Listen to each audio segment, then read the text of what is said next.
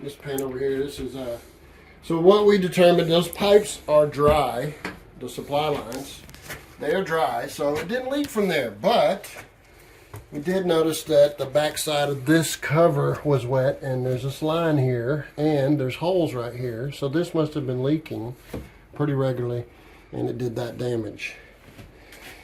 So we're tearing all that out, and we'll bring you back to that. I've got a little mystery over here. I don't know how, unless the cabinet leaked, how that got wet in that corner. So I'm going to be kind of, watch me fall through the floor on camera.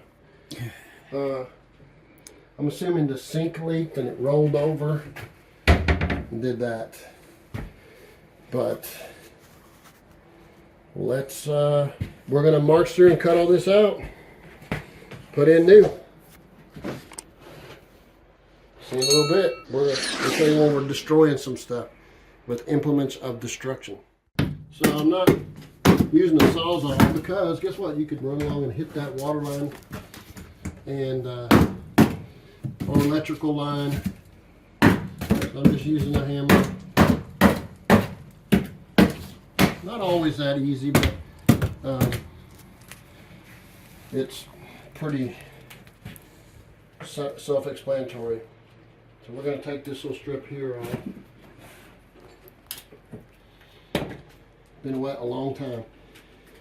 So we're going to try to fix that. By the way, everybody worries about this black mold. See that? Okay.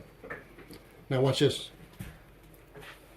If I'm dead in 3 days or something, you'll know why, because I ate the black mold. So if you're allergic to black mold, it's bad for you. So,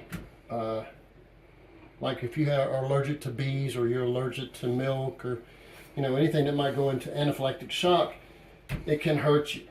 But I've been working around it for a long time.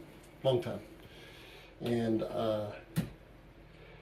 I had rheumatic fever as a child. I should have had heart issues and all that, but I don't have those things. And there's nothing special about me, okay? So, before you get totally alarmed about, oh my God, black mold. Black mold's been around a long time, probably as long as people have been. And we use mold for penicillin and all those things. Don't be so frightened of natural things. But if I'm dead in 3 days, then go ahead and be frightened. But anyway, we'll see you in a little bit. Anyway. Yeah.